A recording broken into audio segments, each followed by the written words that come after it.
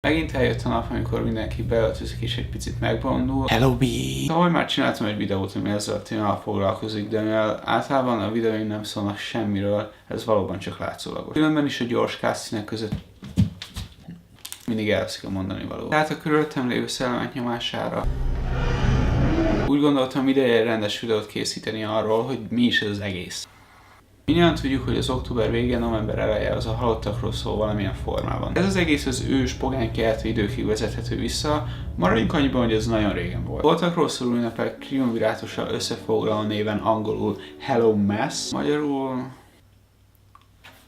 halácsa. Tehát a Hello Mass első ünnepe az október 31-i Hello B. Rövid utánolvasás után kiderült, hogy ebben az ünnepben aztán minden van. Jó adag ropogós pogány keleti gyökerek, kereszténységgel megfűszerezve, sajátának pedig a kereszténység több ezer különböző ágazatainak a hatása. Hashtag szó itt. Elsősorban az angol száz országokban volt jellemző az ünneplése.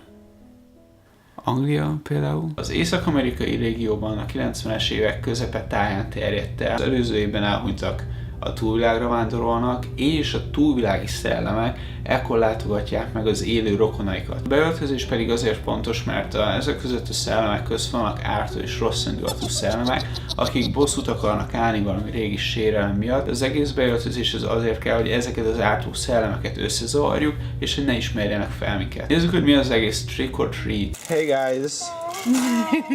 Szia! Hey!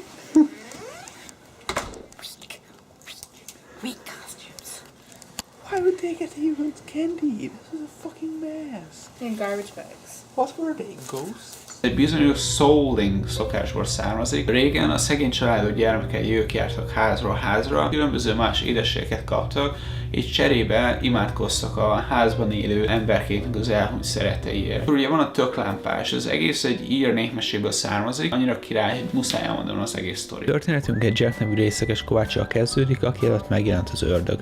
Az ördög kérte Jacket, hogy miután benyomnak egy pofa sört, kövesse őt a pokolba. Mivel Jack nem akart a pokolba menni, jól beintett az ördögnek és kieszelt egy cselt, furfangos módon megkérte, hogy szedjen le az almafájáról egy almát. Micsoda furfang! Az ördög persze belement a dologba, és amíg a szerencsétlen szenvedett a fa tetején, Jack, tudván, hogy az ördög fél a keresztől, egy keresztet rajzolt a fára. Az ördög emiatt nem tudott lemászni, hülyeség, és végül egyességet kötöttek, hogyha Jack eltünteti a keresztet, az ördög sosem fogja többet zargatni. Teltek múltak az évek, és Jack bizony meghalt, a lelke viszont nem kapott bejárót a mennyországba, hisz részeges volt. Ez egy dolog, de a pokolban sem, hisz az ördög meg mindig hisztizett a múltbeli csíntevés miatt. Tehát Jack a két világ közt rekedt, és megkérte az ördögöt, hogy legalább kis világítást adjon, hogy visszataláljon az élők közé. Az ördög megszánta, és a lába elé dobott egy parazsat, melyet Jack és most jól figyeljetek, egy kivált takarmány répába tett. Azóta is emellett a fény mellett keresi Jack lelke a megnyugvást. Vége, óriási. Tehát ez a Halloween, az ünnepség sorozat első állomása. A második állomás az november 1-i minden szentek napja, ahol az ismert és nem ismert szenteket dicsőítjük. Nincsen suli, és dolgozni se kell menni, tehát ennyi volt a minden szentek napja. Ezt követi november 2-án a halottak napja. Meglátogatjuk a temetőben a sírokat, megtisztítjuk, eldíszítjük virágokkal, mécseseket és gyertyákat gyújtunk. Különböző szokások közül nekem mindig is a gyertyagyújtás volt a kedvencem. Szerintem az a fajta misztikusság, ami átjárja ilyenkor a temetőket, ezer gyertya világítja meg az egész temetőt. Átborzongató is, de leginkább nagyon magasztos, nagyon békés. You've been Hello Mass címe a 3-as ünnepsokor, hozzáteszem nagyon felszínes formában, és nem azért, mert az egészet igazából a Wikipédiáról nyúltam be, hanem mert minden területnél és minden vallásnál más és más a szokás. Kiderült, hogy itt Kanadában nem is ünneplik a halottak napját. Ez az időszak, amikor univerzálisan kijelenthető, hogy a halottakra emlékezünk, és arra, hogy egykor mekkora királyok voltak, és hát, hogy mennyire hálásak lehetünk nekik, hogy ők akkor voltak. Szerintem ez egy nagyon helyén való és egy nagyon jó ünnep. Eddig volt az oktató része a videónak. Emlékszem, hogy Kanada előtt nem nagyon értettem, hogy miért akkora buli ez a Halloween. Úgy gondoltam régen, hogy ez egy ilyen kapitalista agymosás, hogy a vásárlók lehúzzák a nagy cégek a jelmezzel, a cukorkával. De jobban belegondolva, ez az egyik legérdekesebb és legizgalmasabb ünnep. Hát nézzük is meg, hogy vallással függetlenül miről is szól ez a Halloween. Csomó gyerek maskarával rohangál az utcán, cukorkát kunyerálva. Fiatalok beöltöznek, Halloween partikon vesznek részt, ahol a fiatal csajok valószínűleg 90%-a szexi nővér vagy szexi macskanő. Előkerülnek a jó kis klasszikus horrorfilmek, meg horror sztori. Barátok összejönnek tök lámpás készíteni, meg tök lámpás vodkát inni. Mindeközben meg teljesen oké ijeszgetni a szomszédot, jelmezben suliba menni és jelmezben munkába menni. Az egész úgy hátborzongató, hogy igazából egyáltalán nem is hátborzongató, ugyanis az egész közösség, mindenki együtt él és lélegzi a Halloween-t. Én speciálban most azon gondolkozom, hogy ha majd lesz saját házam, akkor hogy fogom úgy igazán fossá ijeszgetni az arra járókat, meg a fiamnak az osztálytársait. És tudom, hogy például gyerekként imádtam volna része lenni egy ilyen hagyománynak. Személyes tapasztalatok. Összesen igazából életem során 2 nevezetesebb Halloween partin jelentem meg. Elsőn holnap költöztem, méghozzá abban az évben, amikor a Sötét Lovag megjelent, mindenki összetévesztett a Jokerrel. A másodikon pedig random glam rock-kel költöztem. És most következne egy soha nem látott kivágott jelenet a Good Day to Die Hard című filmklasszikusból.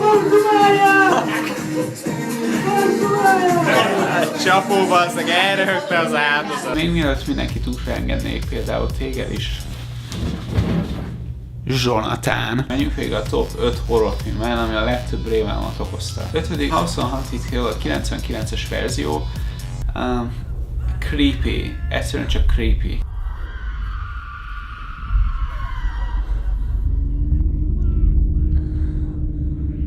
Negyedik a Tremors. Méghozzá a magyar alcím azt hiszem az Ahová lépek szörnyterem. Annyira, de annyira be voltam tőle fosva. 7 éves fejjel egyszerűen belém égett. Az ágy közepe felé kellett aludnom. Folyton oda manifestáltam ilyen kúszó izéket, amik majd le fogják rántani az egész ágyat. Ugyanebben az időszakban láttam a harmadikat a listán, a Dolog, The Thing című filmet, 82-es verziót Kurt Russellrel. Magyarázzatok el ezt a jelenetet például egy 7 évesnek.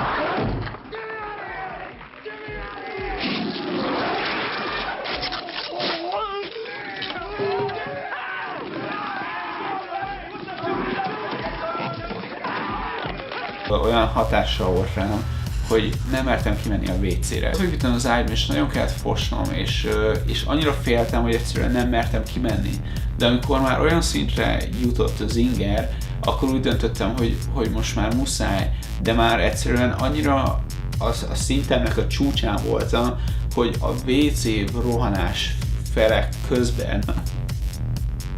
Örülök, hogy gyerekként látom ezeket a filmeket, de volt egy-két kemény éjszakám, az biztos. Második, a 8. utas a halál. Kikölcsönöztük a videótékából, és hát kész. Én kész voltam hetekig. Mi a megoldás, amikor ez történik egy gyerekkel? Nézzük meg a második részt, Bolygó neve halált, ami után természetesen ugyanez megtörtént megint. 2 hétig gyakorlatilag álmatlanságba szenvedtem. Témámaim fő okozója első helyen a kör, és biztos, hogy ezzel nem én vagyok egyedül a kalappal, mert képes volt a 15 éves énemet nullára fosatni. Tehát ez volt a Halloween sztori, ez volt a horrorfilmes sztori. Boldog karácsonyt!